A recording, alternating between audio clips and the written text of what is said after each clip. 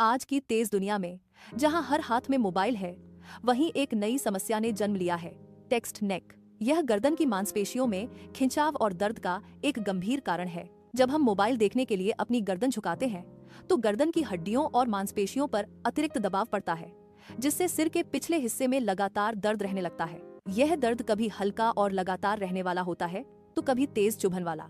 गर्दन के साथ साथ कंधों की मांसपेशियों में भी जकड़न और दर्द महसूस होने लगता है। अगर मोबाइल के अधिक उपयोग से गर्दन की कोई नस दब जाए, तो हाथों और उंगलियों में झनझनाहट भी महसूस हो सकती है। तो इस दर्द से कैसे छुटकारा पाएं? आयुर्वेद के पास इसके कई प्रभावी उपाय हैं। महानारायण तेल, धनवंतरम तेल, बला तेल या प्रसारिणी तेल से गर्दन की मालिश करने से वात शांत होता है और मांसपेशियों की जकड़न कम होती है। मालिश के बाद दशमूल काढ़ा या निर्गुंडी के पत्तों को पानी में उबालकर उसकी भाप से सिकाई करने पर तुरंत आराम मिलता है। दर्द अधिक होने पर सेंधा नमक की पोटली या हीटिंग पैड से सिकाई भी की जा सकती है। आयुर्वेद के अनुसार नाक में अणु तेल की बूंदें डालना गर्दन और सिर के ऊपरी अंगों को मजबूती प्रदान करता है।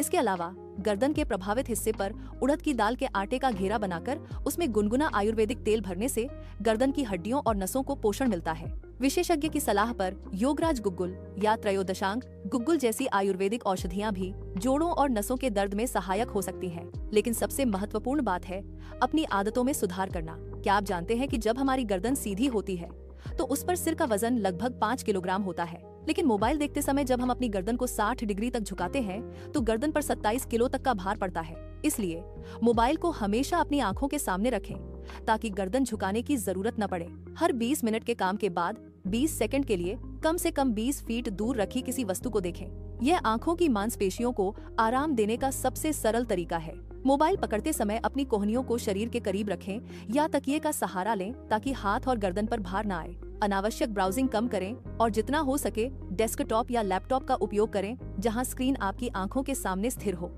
याद रखें, अगर यह दर्द लंबे समय तक बना रहे, तो यह डिस्क हर्निएशन जैसी गंभीर स्थिति का रूप ले सकता है। इसलिए समय रहते अपनी आदतों में सुधार करना अनिवार्य है। स्वस्थ रहें, सुरक्षित रहें।